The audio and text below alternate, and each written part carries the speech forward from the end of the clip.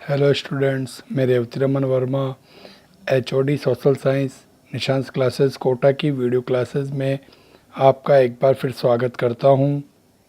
पिछली 3 video classes में हमने परिवहन एवं संचार, खनिज एवं ऊर्जा संसाधन तथा उपभोक्ता एवं विधिक जागरूकता तथा सूचना का अधिकार के बारे में पढ़ा था। आज हम भारतीय कृषि के बारे में जानकारी प्राप्त करेंगे। जैसा कि आपको वीडियो में नज़र आ रहा है, इस चैप्टर में से 2 नंबर का एक प्रश्न बोर्ड एग्ज़ाम में आता है और 1 नंबर का मानचित्र का प्रश्न पूछा जाता है। अतः इस वीडियो को ध्यान से देखें। यह वीडियो निशांस क्लासेस के ऐप पर उपलब्ध है। आज हम भारतीय कृषि के चैप्टर को पढ़ेंगे। भारत एक कृषि प्रधान देश है। यहाँ की कुल जनसंख्या का 48.9% भाग कृषि पर आश्रित है, जबकि देश में सकल घरेलू उत्पादन में इसका योगदान 13.7% है। भारतीय कृषि का ऋतुओं के आधार पर वर्गीकरण की अगर हम बात करते हैं तो 3 भागों में बांटा गया है। पहला, खरीफ की फसल।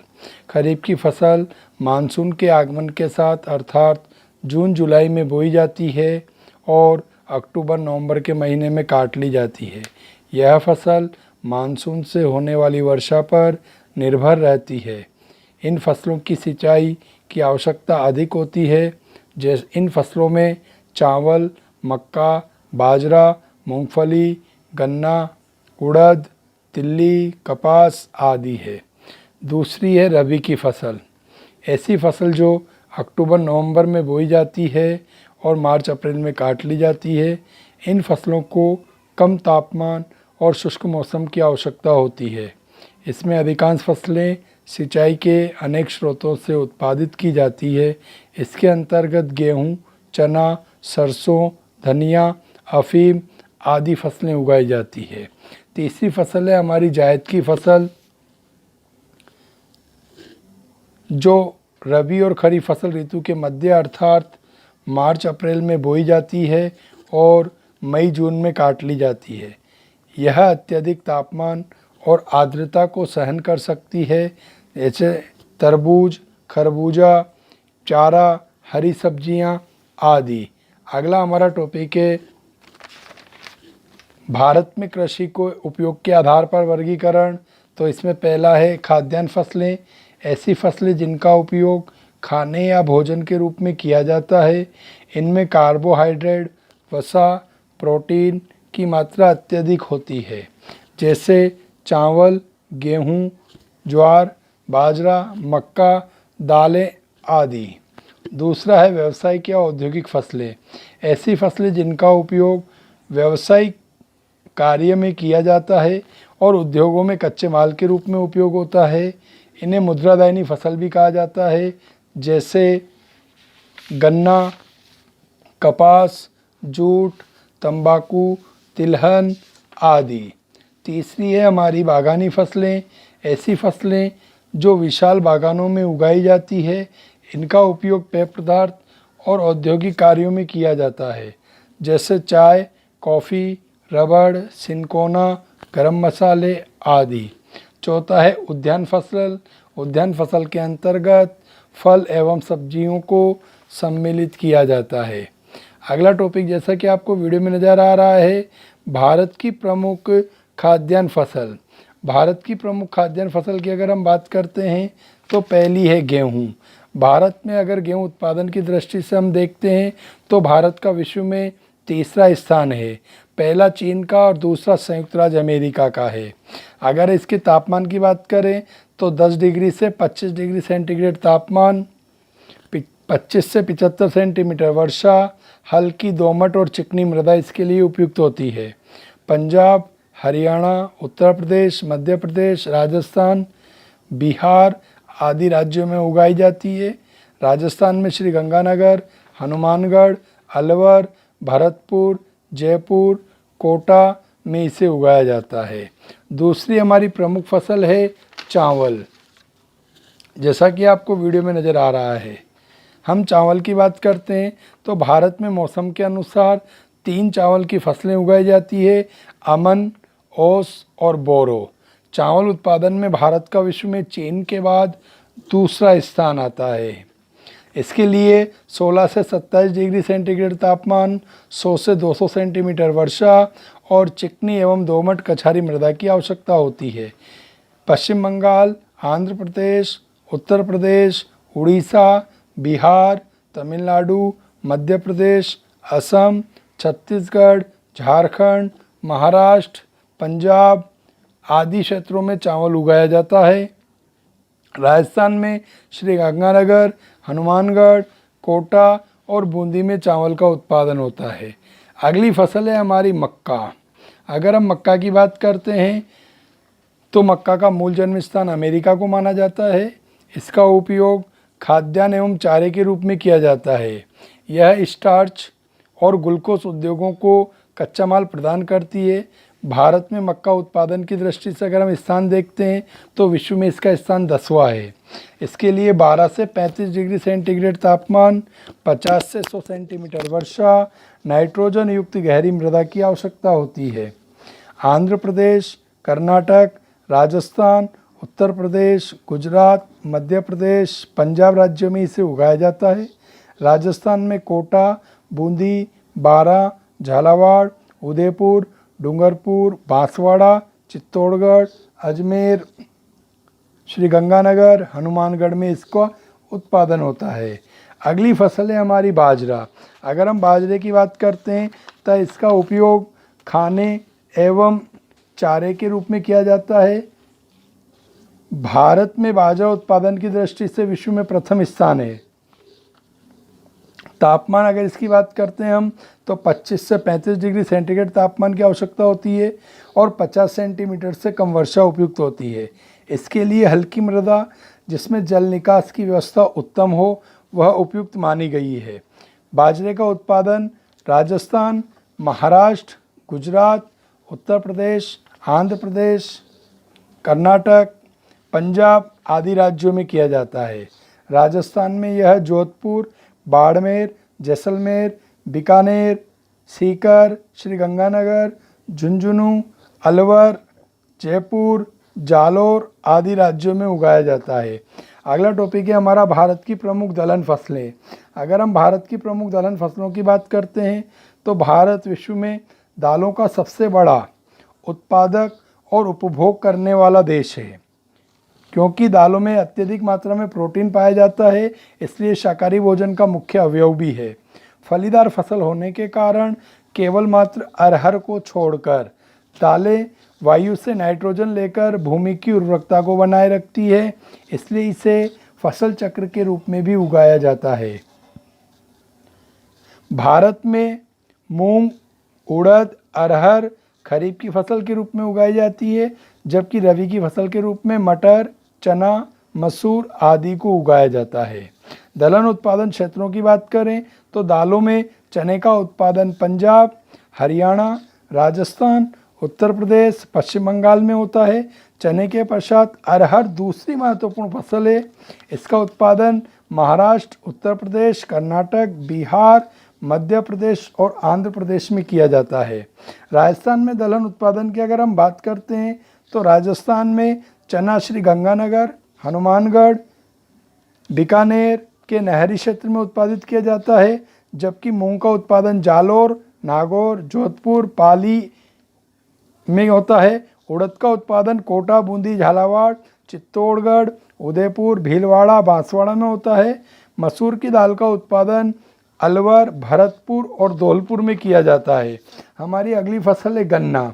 जैसा कि आपको नज़र आ रहा है, अगर हम गन्ने की बात करते हैं तो गन्ना भारतीय मूल का पौधा और बांस वनस्पति का वंशज है।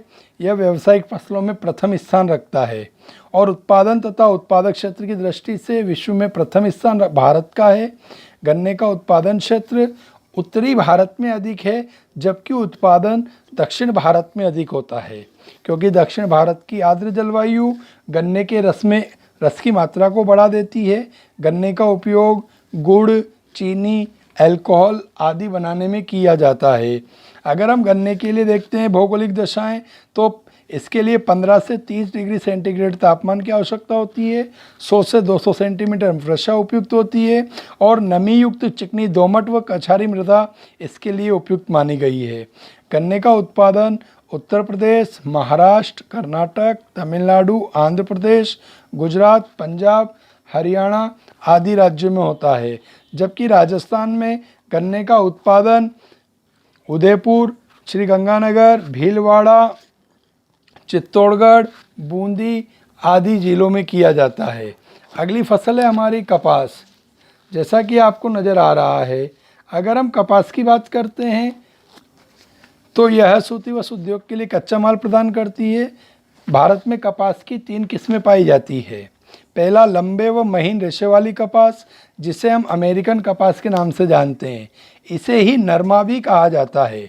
यह कुल उत्पादन का 50% भाग लिए हुए है। यह पंजाब, हरियाणा और राजस्थान में उगाई जाती है।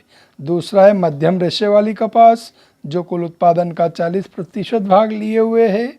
यह गुजरात, महाराष्ट्र, हरियाणा, आंध्र प्रदेश, कर्नाटक और तमिलनाडु में उगाई जाती है।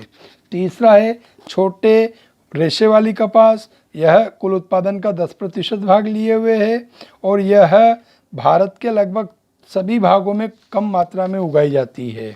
उत्पादन भारत में कम होने के कारण तथा मांग अधिक होने के कारण अमेरिका, सूडान, केन्या, मिस्र से आयात करना पड़ता है। भारत में कपास उत्पादन में गुजरात का प्रथम स्थान, महाराष्ट्र का दूसरा स्थान और आंध्र प्रदेश का तीसरा स्थान है। अगर हम कपास उत्पादन की भौगोलिक दशाओं की बात करते हैं तो 20 डिग्री से 35 डिग्री सेंटीग्रेड तापमान चाहिए। वर्षा 75 से 100 सेंटीमीटर, मृदा गहरी तथा काली मृदा जिसमें चूना और पोटाश की मात्रा हो। गुजरात, महाराष्ट्र, आंध्र प्रदेश, पंजाब, हरियाणा, राजस्थान, कर्नाटक, तमिलनाडु राज्य में कपास का उत्पादन होता है, जबकि राजस्थान में श्रीगंगानगर, हनुमानगढ़, बीकानेर, कोटा, बूंदी, झालावाड़ में कपास का उत्पादन होता है। हमारी अगली फसल है जूट। जैसा कि आपको नज़र आ रहा है, अगर हम जूट की फसल की बात करते हैं तो ये रेशेदार फसल है। जूट का उपयोग कागज उद्योग, लुगदी उद्योग, रेशेदार छाल, बंधाई एवं बुनाई उद्योग में किया जाता है। इसके लिए उष्ण कटिबंधीय आर्द्र जलवायु आवश्यक है। अगर हम जूट उत्पादन की बात करते हैं तो पश्चिम बंगाल अकेला भारत का 60% जूट का उत्पादन करता है। असम, बिहार, झारखंड, उत्तर प्रदेश, त्रिपुरा प्रमुख जूट उत्पादक राज्य है। ये राजस्थान में नहीं उगाया जाता है। इसके अतिरिक्त हम बात करते हैं तिलहन की। अगर हम तिलहन की बात करते हैं तो भारत में सबसे अधिक तिलहन का उत्पादन एवं उपभोग होता है। जैसे भारत में उगाई जाने वाली तिलहन फसलों की अगर हम बात करते हैं तो इसमें मूंगफली, सरसों, नारियल, सोयाबीन, अलसी, सूरजमुखी आदि शामिल है। परंतु इनमें से कुछ तेल के बीजों का उपयोग साबुन, श्रृंगार के साबन, उपटन, कच्चे माल के रूप में भी किया जाता है। तिलहन फसल का उत्पादन रबी और खरीफ दोनों फसल ऋतुओं में किया जाता है। हम बात करते हैं मूंगफली की, तो मूंगफली यह ब्राज़ील मूल की फसल है। विश्व का 30% उत्पादन भारत में होता है। देश की कुल फसल का 45% भाग मूंगफली से प्राप्त होता है। यह भारत में गुजरात, आंध्र प्रदेश, तमिलनाडु, कर्नाटक, महाराष्ट्र में उगाई जाती है। अगर हम राजस्थान की बात करते हैं तो राजस्थान में इसका उत्पादन चित्तौड़गढ़, सवाई माधोपुर, भीलवाड़ा, जयपुर, श्रीगंगानगर, बीकानेर, हनुमानगढ़, इंदिरा गांधी नगर नहर सिंचाई क्षेत्रों में किया जाता है। दूसरी फसल है सरसों। अगर हम सरसों की बात करते हैं तो विश्व की 70% सरसों भारत में उगाई जाती है और देश की कुल तिलहन फसल का 35% सरसों प्राप्त होता है। देश की 85% सरसों का उत्पादन उत्तरी भारत से किया जाता है। सरसों का उत्पादन में राजस्थान अग्रणीय राज्य है। इसके पश्चात उत्तर प्रदेश, मध्य प्रदेश, गुजरात, पंजाब, हरियाणा है। राजस्थान में अलवर, भरतपुर, हनुमानगढ़, श्रीगंगानगर, सवाई माधोपुर, भीलवाड़ा, जयपुर, बीकानेर, राजस्थान नहर सिंचाई क्षेत्र में सरसों का उत्पादन किया जाता है। हम देखते हैं अगला हमारा भारतीय अर्थव्यवस्था में कृषि के योगदान की बात कही गई है। तो भारतीय कृषि अर्थव्यवस्था में रोजगार का साधन है, यह व्यक्तियों को रोजगार प्रदान करती है, सकल घरेलू उत्पादन में सहायक होती है, विदेशी व्यापार में इसका योगदान होता है, उद्योगों के लिए कच्चे माल की आपूर्ति करती है, औद्योगिक उत्पादों के लिए बाजार उपलब्ध कराती है। हम बात करते हैं, हमने आज पढ़ा था कृषि के बारे में। मैंने आपको आज पूरी इस क्लास में कृषि के बारे में जो समझाया है, यह बोर्ड एग्ज़ाम की दृष्टि से अति महत्वपूर्ण है। और लॉकडाउन की स्थिति में भी निशंस क्लासेस कोटा के वीडियो आपको आगे भी मिलते रहेंगे। इसके लिए आप हमारे चैनल को ज़्यादा से ज़्यादा लाइक और सब्सक्राइब करते रहिए और निशंस कोचिंग क्लासेस ऐप को प्ले स्टोर से डाउनलोड कीजिए ताकि आपको हमारे नए नए वीडियो प्राप्त होते रहें। निशंस क्लासेस परिवार की ओर से हम आपके और आपके परिवार के स्वस्थ रहने की कामना करते हैं। धन्यवाद।